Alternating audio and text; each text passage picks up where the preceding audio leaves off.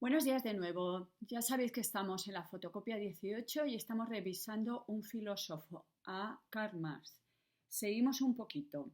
Este texto resume lo esencial del pensamiento de Marx y explica bien qué quiere decir el materialismo histórico que defendió, que nada tiene que ver con el materialismo de los filósofos del siglo XVIII, para quienes no existía más que la materia. Marx no entró a discutir el tema de la existencia del alma o de Dios, aunque critica la religión, lo cual es otra cuestión. En el texto que acabamos de analizar se ve el materialismo histórico de Marx y de Engels, que cuidado, ya advertí en el vídeo anterior que no hay que confundir con el materialismo de Epicuro y de Demócrito.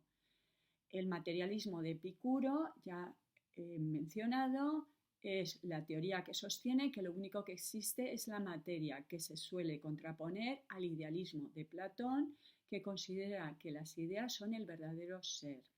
Os recuerdo que Demócrito sostenía que la naturaleza estaba compuesta de átomos y esas teorías las van a recoger ciertos científicos en el siglo XVIII. No es que Marx no conociera las teorías de Epicuro y de Demócrito, las conocía muy bien y esa fue su tesis doctoral. Pero Marx ya es un filósofo contemporáneo, es decir, que es ateo y por lo tanto para él Dios no existe. Tampoco existe el alma inmortal, que es una de las creencias del cristianismo, pero también hemos visto que aparece en la teoría de Platón. Para él, ni Dios existe ni el alma es inmortal. Otra cuestión distinta es la religión. Para él, la religión obviamente sí que existe y es un fenómeno social y como sociólogo que es Marx, la va a estudiar. Hay una famosa frase de Marx que la religión es el opio del pueblo. El opio es una droga. ¿Y qué efecto tiene esta droga? Quita el dolor. La religión para Marx, por lo tanto, sirve para quitar el dolor a los proletarios.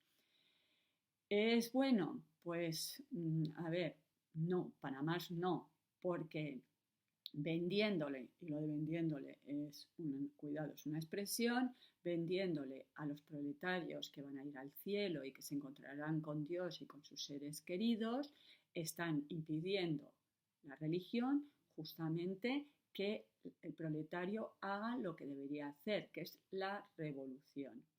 Además, para Marx, la religión sirve a los intereses de clase.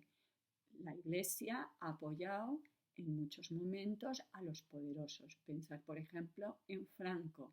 La Iglesia apoyó el golpe de Estado. Franco se paseaba bajo palio. También es verdad que ha habido momentos en la historia en que la Iglesia y los religiosos han apoyado a los oprimidos.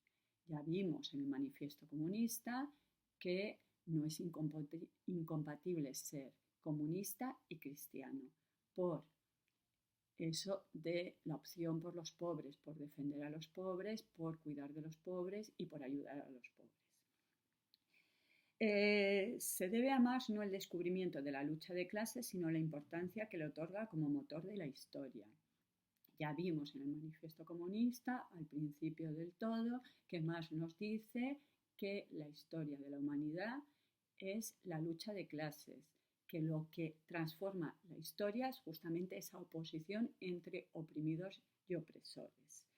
El texto citado hace ver también su concepción del derecho.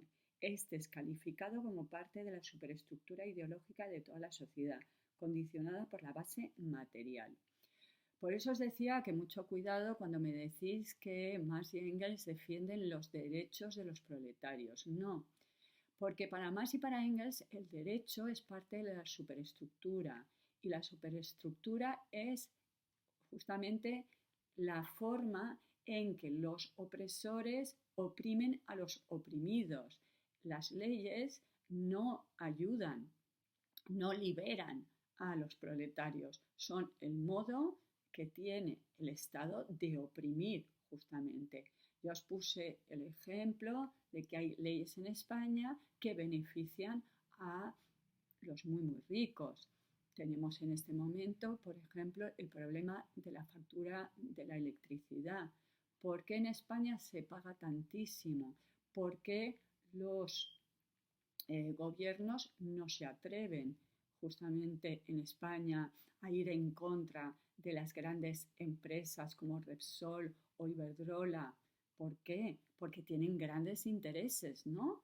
Entonces, estamos en un sistema que apoya a los poderosos, a los propietarios, a los capitalistas, diría Marx y Engels, y no a los proletarios, es decir, a las familias que pagan la factura de la luz o a los pequeños empresarios que tienen que sacar adelante un negocio pagando unas facturas increíbles de gas y de luz. En la utopía marxista se concibe que el derecho y su personificación, el Estado, terminarán por desaparecer. Por lo tanto, cuando se dé el comunismo, no habrá Estado y como no habrá Estado, no habrá, por lo tanto, leyes. El Estado, para algunos, se define como el conjunto de las leyes, empezando por la Constitución. Ya sabemos que el comunismo es una teoría que pretende abolir la propiedad privada, la familia y el Estado. Sin embargo, Marx, que no pretendió nunca escribir una utopía, no nos dice cómo será esa sociedad futura. La obra de Marx y de Engels es ingente, son como 54 volúmenes. Lo sé porque los catalogué en la Facultad de Derecho cuando trabajaba en la biblioteca. Y en todo ese texto, pues no queda muy claro cómo será el comunismo. Sí, no habrá Estado, no habrá leyes, no habrá familia, no habrá clases sociales, no habrá una lucha de clases, vale, será idílico. Pero cómo exactamente, pues no está muy claro. Es verdad que en algún texto Marx y Engels hablan de una dictadura del proletariado, pero cuidado, esa dictadura del proletariado sería una fase. Sería una fase, ¿por qué? Porque ya hemos visto en el manifiesto comunista que lo primero que deberían hacer los proletariados sería la toma de los instrumentos de producción, que ya os dije que son ¿qué? Pues cómo se produce la electricidad, la energía, cómo se distribuye la comida, todo eso que es la base económica de la sociedad. El proletariado tiene, porque una revolución puede triunfar si la gente se muere de hambre. Entonces, habría una dictadura del proletariado, pero esa dictadura del proletariado sería momentánea hasta que se dé el comunismo. Lo que sí deja claro es que en esa sociedad futura no se darán las condiciones de alienación en el trabajo que produce la sociedad capitalista. Vale, vamos a tratar del tema de la alienación, tema que ya hemos tratado en otro vídeo, pero bueno, vamos a hacer un repasito de este texto que ya he tratado en otro vídeo cuando he tratado acerca del trabajo, porque obviamente la teoría de Marx es muy importante respecto al trabajo. Alienación, pues como he dicho en otro vídeo, el truco es que penséis en la palabra latina de donde viene alienación, de dónde viene de alien. ¿Y qué es alien? El otro. El otro, cuidado, que puede ser el otro, el extranjero, o para el varón la mujer, o para el adulto el niño, pero puede ser el otro que yo tengo. Por eso, si yo digo que alguien está alienado o enajenado, es que es otro, es irreconocible, ya no es igual. Por eso os decía, puedo decir que una persona sufre de enajenación mental. Es una forma fina de decir que está loco. Y cuidado, la alienación es para más efecto de la sociedad capitalista. Si no estuviéramos en un sistema capitalista, el trabajador no estaría enajenado, no estaría alienado. ¿En qué consiste entonces la enajenación del trabajo? Primeramente, el que el trabajo es externo al trabajador, es decir, no pertenece a su ser, en que en su trabajo no se afirma, sino que se niega, no se siente feliz, sino desgraciado, no desarrolla una libre energía física y espiritual, sino que mortifica su cuerpo y arruina su espíritu. Hay que pensar que Marx está pensando en los proletarios, en los que trabajan en las fábricas. ¿Y cuál es el problema del trabajo de las fábricas? Que es un trabajo monótono, peligroso, extenuante, aburrido, no tiene ningún interés. Pensar lo que sería trabajar 8 horas al día de reponedor en un supermercado. Intelectualmente es creativo, original, arruina el cuerpo, porque estar todo el día haciendo lo mismo, lo mismo, lo mismo. Acordaros que en el manifiesto comunista decía más que el trabajador se convierte en apéndice de la máquina, tiene que ir al ritmo de la máquina. Y por lo tanto, en el trabajo, decimos hoy en día, no me estoy realizando, me siento que estoy arruinando mi vida. Por eso el trabajador solo se siente en sí fuera del trabajo y en el trabajo fuera de sí. Entonces, solo me encuentro bien cuando estoy fuera del trabajo. Está en lo suyo cuando no trabaja y cuando trabaja no está en lo suyo. Su trabajo no es en sí algo voluntario, sino forzado, trabajo forzado. Es decir, para más no es algo que hagamos espontáneamente porque nos apetezca, porque nos divierta, porque creamos. No, nos obliga.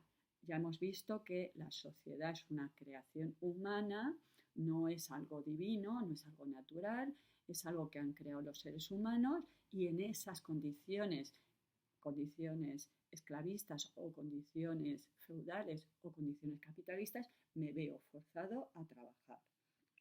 Por eso no es la satisfacción de una necesidad, sino solamente un medio para satisfacer las necesidades fuera del trabajo. ¿Por qué trabajo? Pues para pagar la factura de la luz, para poder comprar en el súper, es decir, para cubrir mis necesidades. Pero el trabajo no es una satisfacción de una necesidad. Y os recuerdo que para más el trabajo es lo más importante. El ser humano, lo que le caracteriza es el trabajo. Si el trabajo que hace el ser humano, que es lo fundamental, se convierte en algo que me arruina, me hace infeliz, entonces mi vida es verdaderamente horrorosa. En último término, para el trabajador se muestra la exterioridad del trabajo en que éste no es suyo, sino de otro. Estamos en condiciones capitalistas. Pensar en una fábrica. Yo produzco ¿qué? Un coche. Y cuando acaba la jornada y he producido un coche, ¿me lo llevo a casa? No. A ver, ¿los albañiles que hacen casas se quedan con las casas? No. Es el burgués, el capitalista, que se queda con las casas que construyen sus obreros, o el director de Ford, que se queda con los coches que producen sus obreros en una fábrica. ¿De acuerdo? A ver, las cosas han cambiado, no estamos en el siglo XIX, hoy en día el que trabaja en una fábrica sí puede, gracias a un préstamo de un banco, pues comprarse una casa, comprarse un coche, pero en la época además no, ¿de acuerdo? Pero la idea es que la riqueza que yo estoy creando no me la quedo yo, sino que se queda el capitalista, el burgués.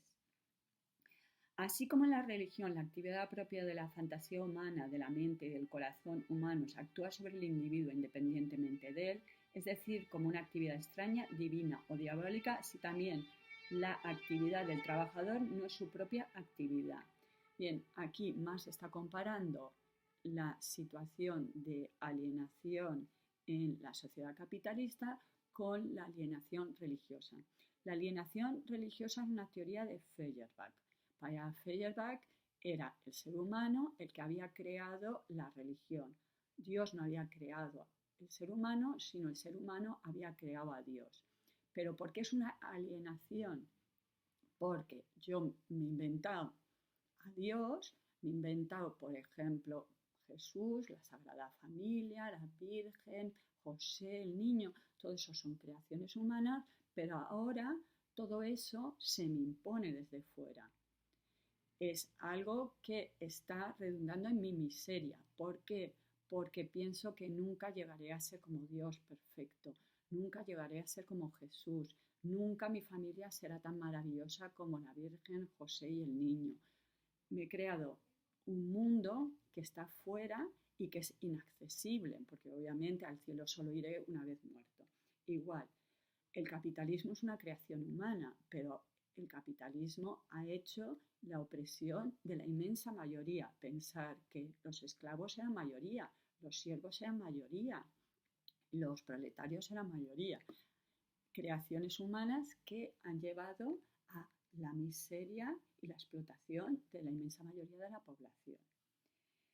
De esto resulta que el ser humano, el trabajador, solo se siente libre de sus funciones animales, en el comer, beber y engendrar, y todo lo más en aquello que toca la habitación y al atavío. Y en cambio en sus funciones humanas se siente como animal. Lo animal se convierte en lo humano y lo humano en lo animal.